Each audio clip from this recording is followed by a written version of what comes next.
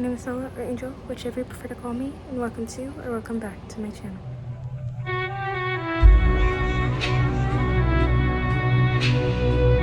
Today's video is like semi-long awaited. I've had like 2-3 people ask me for a labor story time / vlog. I didn't record much of it, so we're just gonna do a story time, and I'm also gonna talk about my postpartum experience so far. My son's now 8 months old, so I am 8 months postpartum. So we're gonna talk about that. But basically, my labor wasn't too bad. I was only in labor for 14 hours. I pushed him out in 30 minutes. Pretty proud of that. But I was induced. I went in the day that I turned 37 weeks, literally at midnight, because my heart could no longer handle the blood pumping. Like, I was passing out and throwing up after I had already kind of gotten over my pregnancy nausea. So my doctor said, okay, we're just gonna induce you because this is not good on your body, and he'll be full term, so he'll be fine. So we drove in at midnight, got there like maybe 12:15. I met up with my papa, like my grandpa, and because he lives like close by to the hospital. We all went in, set up my stuff in a triage room because I didn't have a labor and delivery room ready yet. I got my IV, which was a really good experience. I had a really nice nurse. I'm a really hard stick, so he automatically got the ultrasound, so it was as easy as possible. And he also does this thing where he takes a lidocaine shot and puts it in the area where he's gonna stick the catheter or like the IV needle, and did it that way so I didn't feel any pain. Then they gave me cervical softening pills. I had 3 pills, 1 every hour, and then after that I was moved into a labor and delivery room where I set up all my pillows and stuff, and I spent most of my time on a yoga ball, and I had nitrous oxide, which is laughing gas, for like the beginning period before the pain got too bad. I dilated all the way to 3 centimeters on my own with just the pills and being on the ball. And while I was doing that, I was watching what was the first movie I watched? The Grinch. I was watching The Grinch, and that was fun, but then I wasn't progressing any further, so I had to get a Foley catheter, which, if you don't know what a Foley catheter is, it's like this tube that they stick up, and then they fill one balloon that's like on one side of your cervix with water, and then another balloon on the other side of your cervix with water. So they like are pressing on your cervix to open it up. That was really uncomfortable, and that was when I had to start actually getting like IV pain medication because I couldn't stand the pain.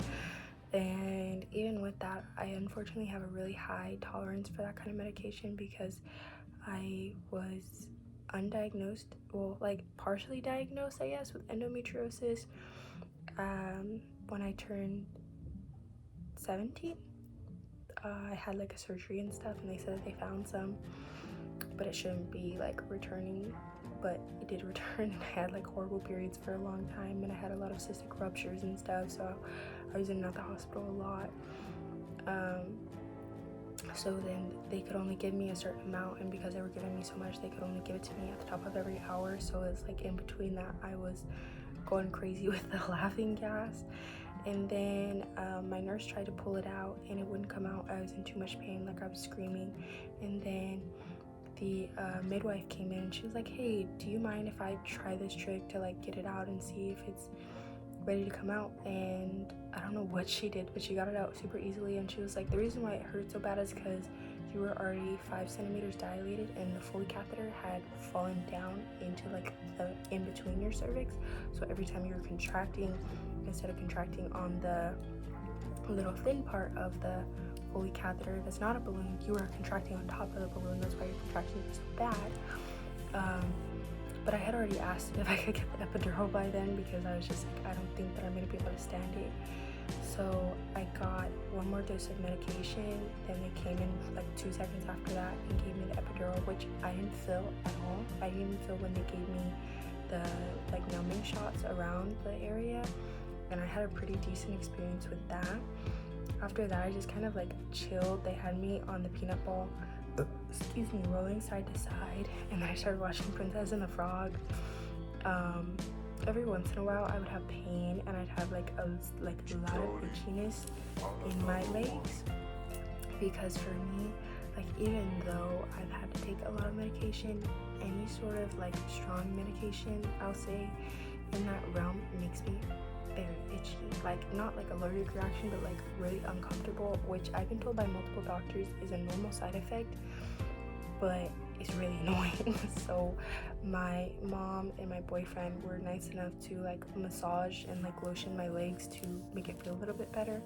Other than that though, I was mostly numb, which was nice, so I didn't really feel anything. But every once in a while I'd feel some pain, so they had me either press the button, or if the button wouldn't let me press it, because when you have an epidural you have a button that gives you medication every once in a while to your lower half so you don't feel anything. If I couldn't press the button, I would call for anesthesia, and they'd give me a manual bolus of medication so that I wouldn't be in pain or feel anything anymore, which was very helpful because I was really scared of like being in pain. After I got the epidural though, I was no longer progressing, unfortunately, which kind of sucked. So then they wanted to break my bag of water, which I was really hesitant about, but I ended up letting them do, which did help me to progress some. Then they tried to put me on Pitocin, but when they first put me on Pitocin, my body had like a horrible reaction. My whole body started itching like horribly, and so they had to give me some Benadryl, because they didn't know what was happening. They thought I was having like an allergic reaction to the Pitocin. And then we tried again on like a lighter setting, like, I don't know how to explain it, like less Pitocin at a time, and then like slowly worked our way up, and they got better.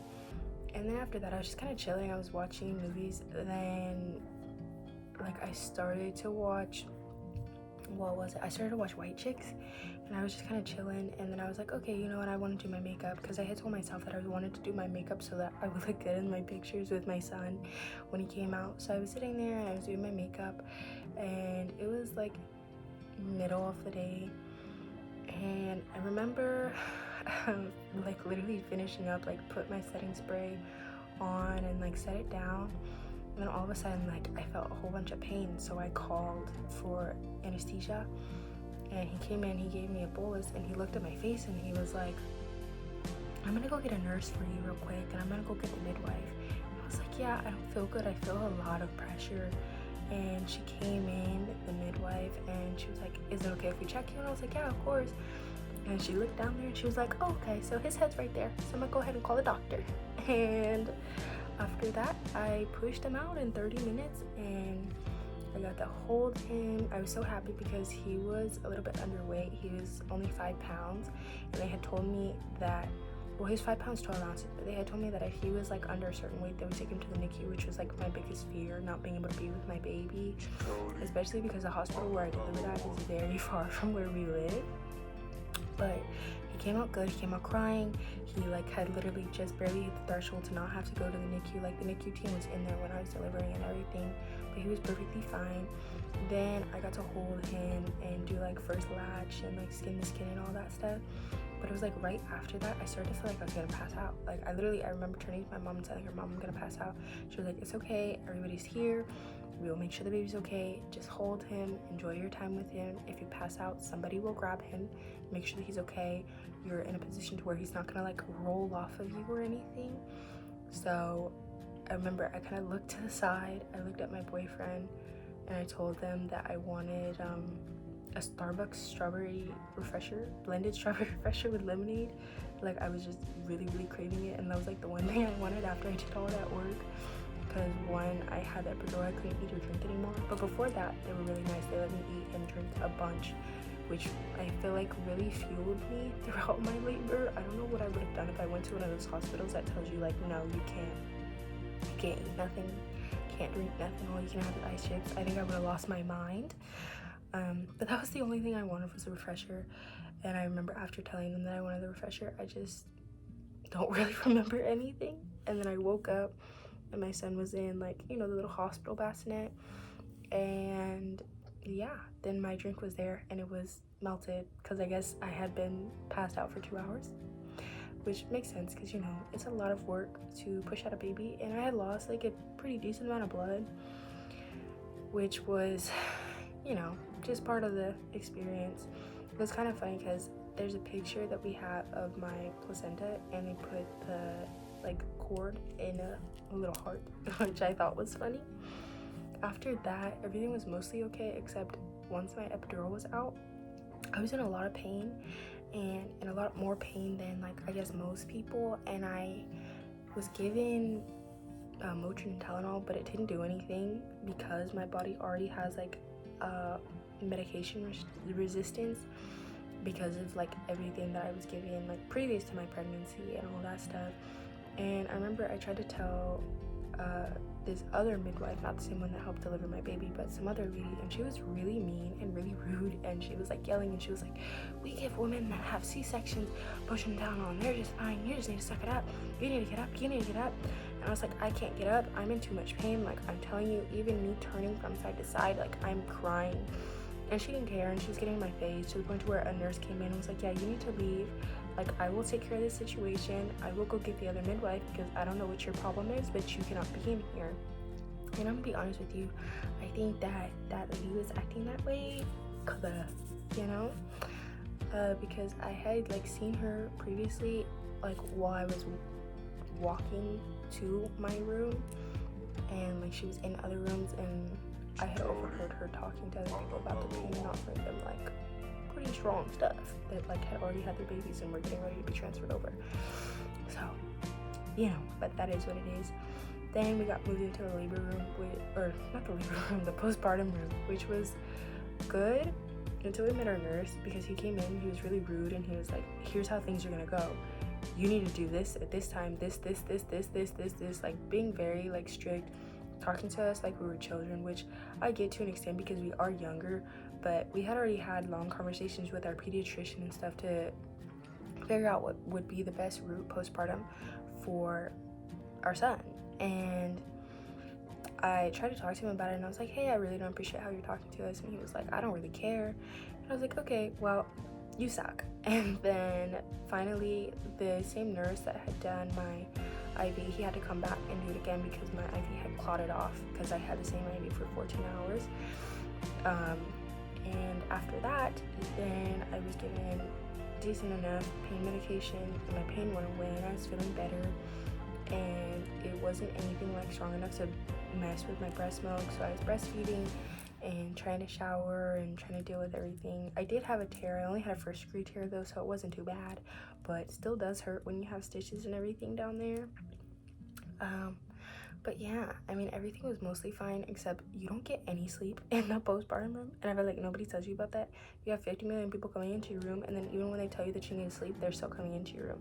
Like, it was so bad to the point where I had told them, like, hey, I'm really exhausted, I really need to sleep, like I can't keep having people come in. And my nurse was like my daytime nurse was like, okay, no problem, girl, like I'll put a do not disturb sign on your door so nobody comes in. And then like 20 minutes later, the pediatrician was coming in, and I was like, hey, did you not see the do not disturb sign? Like, I need to take a nap, I need to go to sleep. And she was like, oh, your nurse told me that you were awake so I could come in. I was like, okay, all right, well, let's just go ahead and get this over and done with. Then I had to be kept another day because they had wanted to do a echo and an MRI and stuff to check out my heart because of my heart problems and stuff, but they never found space to get me in, so they just said that they would reschedule for a later date, but then they never actually did it, which I think is kind of crazy. But yeah, then we left after, I think it was 4 days that we were in the postpartum room, and we went home. Well, not to our home, we didn't make it all the way to our home, we went to my mom's. And when we were at my mom's, I remember I was using the restroom, and I got up, and my heart excuse me, and my heart did not feel okay. Like, I genuinely thought that I was no longer gonna be on this earth anymore. I was crying to my dad. I was like, Dad, I need you to call 911. Like, I dropped to the floor, I could barely breathe. And when they got there, my EKG didn't look very well, nothing looked good, and when I was in the back of the ambulance, they were like, hey, we're gonna give you this spray under your tongue that helps people if you're having a heart attack. They gave me the stuff. I started feeling better, and I was like, wait, am I having a heart attack? Like, what's going on? Then I got to the hospital and they checked me because they thought that I had a pulmonary embolism, which is like a blood clot in your lungs, which I didn't end up having. It was just that my cortisol levels were extremely high because I had no sleep. And I had done so much work with giving birth, and I needed to be able to rest and recover, and I couldn't do that. And it wasn't even my son's fault. My son was in my room, my postpartum room, the whole time, and he was perfect. Like, he barely cried, barely fussed. He was just like sleeping 90% of the time. So it was really on the nurses and the doctors that were there that were just kind of really inconsiderate. And I feel like that's something nobody ever tells you about before you have a kid. But you're not gonna get any sleep. Like, even though they tell you like, oh yeah, you need to rest, mama, they're not gonna let you rest. They're gonna be in the room every 5 seconds, and it's kind of ridiculous. So yeah, there's that. And then after that, I got out of the hospital. I was doing better. I was able to take care of my son. Like, the first month postpartum was perfectly fine. Then in January, I started to get excruciating pain in my abdomen. I had no idea where it came from. I had no idea what was going on. I was like in and out the hospital every day for 3 weeks, telling them that I thought that it was my endometriosis and it was back tenfold and I needed to get surgery. And nobody would listen to me besides the new OB that I had transferred over to. She had seen me 3 times and she was like, you know what?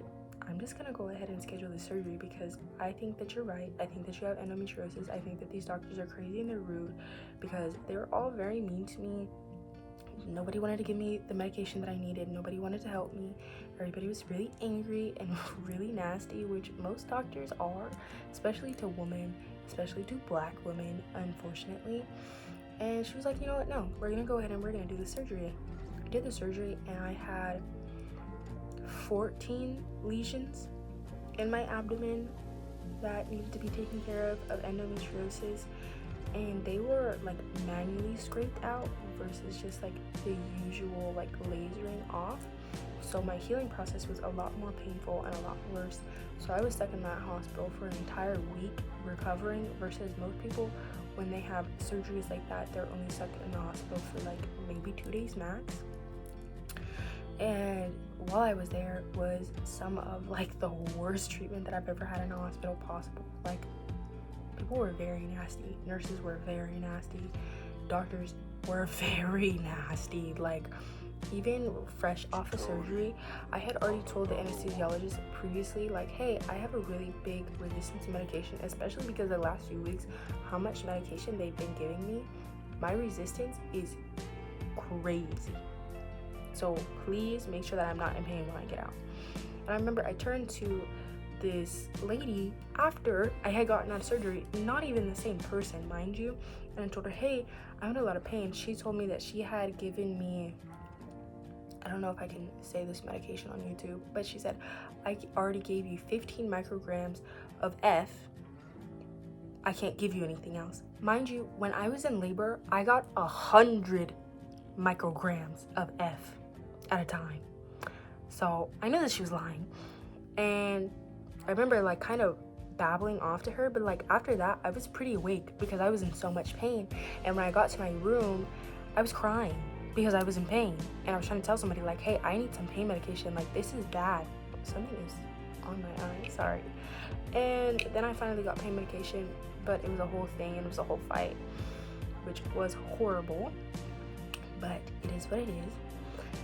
And then after my surgery, my doctor told me that it's probably gonna go back and come back and grow back and get worse and worse and worse. So I was put on a Depo-Provera shot, which didn't help at all with any of my symptoms, and then turned me into a psycho when it was wearing off. Like, I'm telling you, I felt crazy. I felt out of my mind. I would start bursting out in tears out of nowhere. I would start like feeling like just, I don't even know how to explain it. My hormones were crazy when I was having my like come down off of the Depo-Provera shot after the first 3 months. And I told her, no, like, I'm not going on that again. I'm not getting another shot, because that period of waiting in between is not gonna work. And the medication didn't work anyways. It didn't do anything.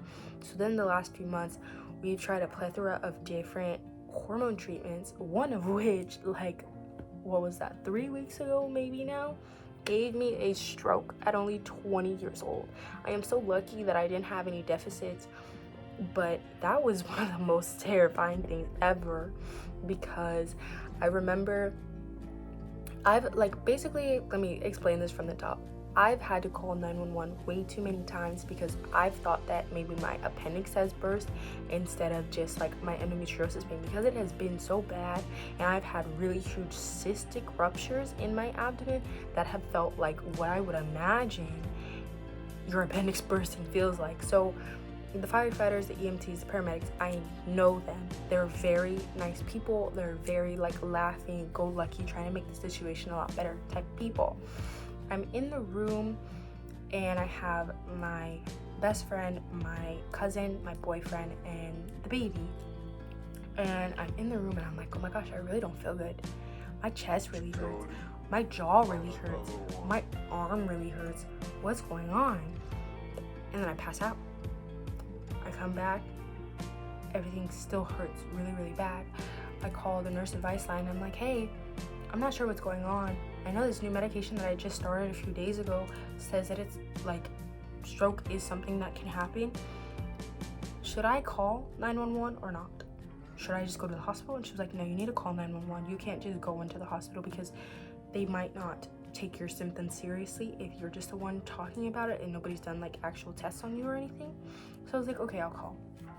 They get here, they're laughing, they're catching up with my boyfriend. They're like, hey, oh, how's the baby doing, blah, blah, blah, blah, blah. They come into the room and they're looking at me and they're like, okay, we're gonna do a few tests. We go through the test, whatever. The last one, my eyes closed, and I open my eyes and their faces are all like terrified. When I'm telling you they look terrified, I become terrified. And they're like, give us just 1 second. The guy in front of me that's doing all the tests goes up over to the other people and is like, hey, we need the ambulance to get here as soon as possible. We need to call a stroke alert. I hear that. I start bawling, crying. And they're like, it's gonna be okay. It's okay. They're coming. Everything's gonna be fine. When they get here, we're gonna try to walk. We're gonna try to get to the gurney, and we're gonna get you there, and we're gonna call a stroke alert, and everything's gonna be fine.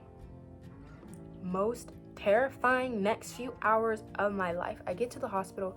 Doctor's already waiting for me, and she's like, we're gonna do a full test, a few tests. She's pulling on me. She's pushing on me. She's like doing all this stuff. She's like, take her to CT now, right now.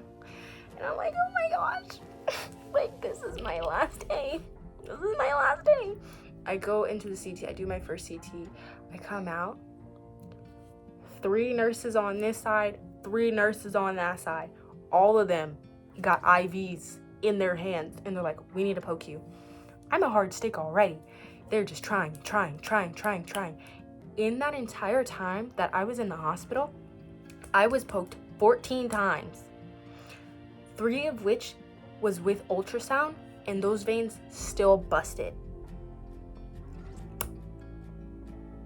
Horrible. I got an MRI. MRI ended up showing that I had a stroke. I was admitted. I was there for like a few hours, and then I guess neurology cleared me and said that I could go home and everything was gonna be okay. And I went home, and my face was kind of messed up for a little bit, but they told me that it was gonna go away. My smile was like wonky. It was like this, well, like more like this. My right side wouldn't go up all the way, but after like doing massages and things, it went back to normal, so it wasn't a big deal. But yeah, that was terrifying. And so since then, we have hit a wall.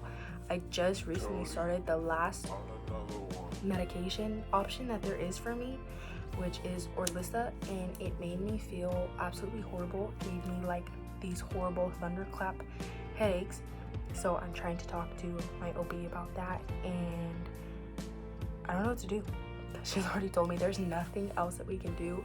And the past like week, I've been in so much pain that I've been in and out the hospital, like unable to function. There's times where I'm just curled up in a ball crying, sobbing, and I've gotten to the point to where I don't even want to go to the hospital, because either I have a really nice doctor that's understanding and it's like, hey, let's try our best to figure this out. Let's try our best to at least get rid of your pain and just send you home. Or I had another doctor that yelled at me and was like, this is your chronic illness. You need to suck it up and deal with it. This is what the rest of your life is going to be, and there's nothing that you can do about it. Oh, okay. And that's just been a lot. And I've been very tired. I've been very stressed. I have $12,000 in ambulance bills. I'm pretty sure it might be more. I'm not sure. I'm unable to work. So with that being said, if you guys are willing to help, I have my GoFundMe in the description. Either way, it's fine. I just wanted to do my little story time about everything. But yeah, it's been a lot. It's been tough. But as far as being a mom, everything's been amazing. My son is amazing. He is the easiest baby in the world. He is the sweetest baby in the world. He is full of smiles and laughs and giggles. He loves to be around people. He loves to be out and about. He is like perfection, absolute perfection. Like, I tell you, I could not ask for a better baby. I cannot ask for a better child in any sense. Like, he doesn't sleep through the night. He would rather be up playing around and all that stuff. Or sometimes, since he started solids, he gets some pretty bad gas, but we give him some gripe water, it goes away, he knocks out, everything's fine. And I don't know, I'm so grateful for him, because I feel like if I had a baby with like colic or like, I don't know, like just really often like really bad sleep regressions, then I don't know what I would do.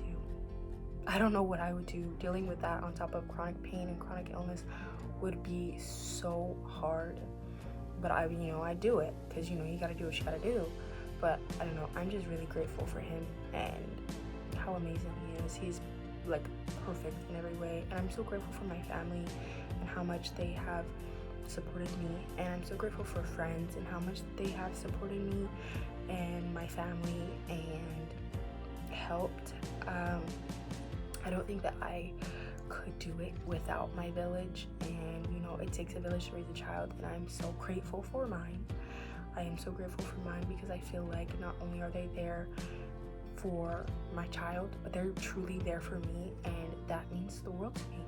So along with that, that's the reason why I don't post very often anymore. I know that there was a time period before I was even pregnant where I would post every single week, and I want to get back to that, but it's really hard. It's really hard, but I'm trying my best, and I will continue to do my best to put out content for you guys. With that being said, I wanted to do something like kind of fun. I wanted to cheer myself up a little bit, so I got this one little blind box. It's like a Hello Kitty keychain blind box. I had already started opening the top. I had to refilm a lot because I had to go take care of my son. But now we're gonna open it up just for funsies. The options are My Melody, Hello Kitty, Kuromi, Pochako, Pom Pom Purin, Karopi, Tuxedo Sam, and Cinnamon Roll. I want either My Melody, Kuromi, or Pochako. I'll be happy with any of them, but those are my top 3 that I want, because my baby shower was Pochako themed, and my son has a little, oh, it's right here actually. My son has a little Pochako plush that he loves to death. It's his favorite thing. It's his first ever stuffed animal of any kind. And then I love bunnies, so I love Kuromi and My Melody. And I love pink, so I really do love My Melody. I can't see. Oh my goodness. Kuromi is my favorite though. And I got her. I'm so happy. And I put her on my keys. They're flocked, so they're all fluffy feeling. But it's perfect. I'm so happy. But yeah, that is about it. I hope that you have a great night, day, morning, whatever time it is, wherever you are. Bye.